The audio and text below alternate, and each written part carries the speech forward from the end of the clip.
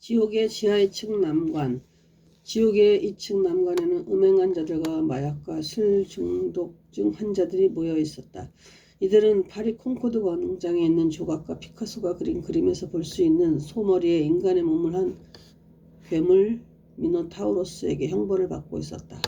솔직히 보수교단에서 자란 나는 젊은 시절에 음행 문제로 많은 고민을 했다.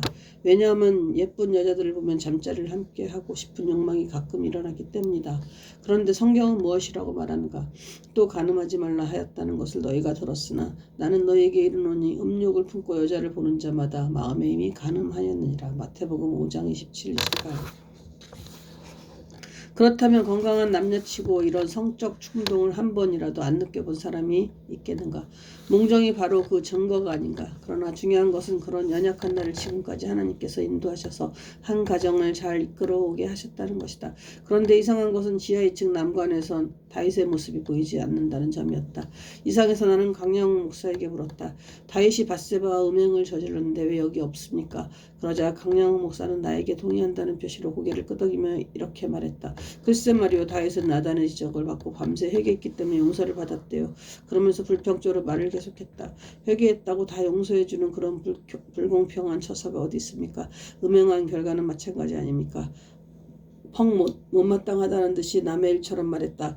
그러나 나는 다윗이 살아있는 동안 수많은 환난을 당한 것을 자세히 안다. 따라서 하나님의 용서는 무조건적으로 이 땅에서의 심판까지 없애주는 것은 아니라, 그래서 다윗은 밧세바와의 사이에서 태어난 아기의 죽음과 신하들의 배반, 모욕, 그리고 심지어 사랑하는 아들인 압살롬에게서의 배신 등 헤아릴 수 없이 많은 고통을 당했던 것이 아닌가.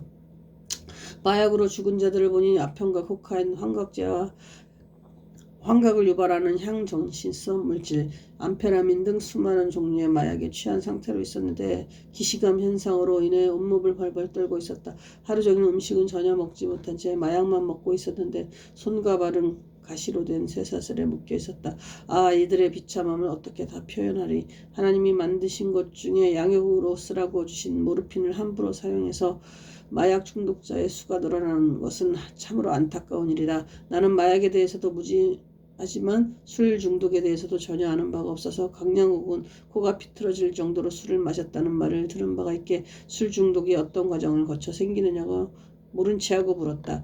강량욱 목사는 그것만은 자신 있다는 듯이 네 과정으로 발전되어 간다고 했다. 첫째는 해방감을 위해 때때로 마시는 전구 증상이 있고, 둘째는 매일 마심으로 필름이 끊겨지는 전행성 증상이 일어나고, 셋째는 중독증으로 술을 조절할 능력을 상실한 상태로 직장생활이 불가능하며 의처증이나 의부증이 생기는 상태이고, 넷째는 만성적 증상으로 변덕스러운 사고를 하며 막연한 공포심을 갖게 하고 정신이 황폐해진다고 했다. 이런 설명을 들으면서 나는 내가 술과 마약에 대해 무지한 것을 오히려 하나님께 감사했다. 그러면서 갑자기 생각나는 것이 있었다. 소위 기독교인이라고 하면서 술을 만들어 파는 양조장을 경영하는 사람들과 술집을 운영하며 심지어 미성년자들에게까지 술을 판매하는 사람들을 도무지 이해할 수 없었다. 우선 돈만 벌면 된다는 그런 사고방식이 우리 사회를 망치고 있기 때문이다. 물론 모든 직업은 다 신성하다. 그러나 그것은 그 직업이 사회에 유익을 끼친다는 전제 조건 하에서의 일이다. 실제로 우리가 갖지 말아야 할 나쁜 직업이 우리 사회에는 얼마든지 있다.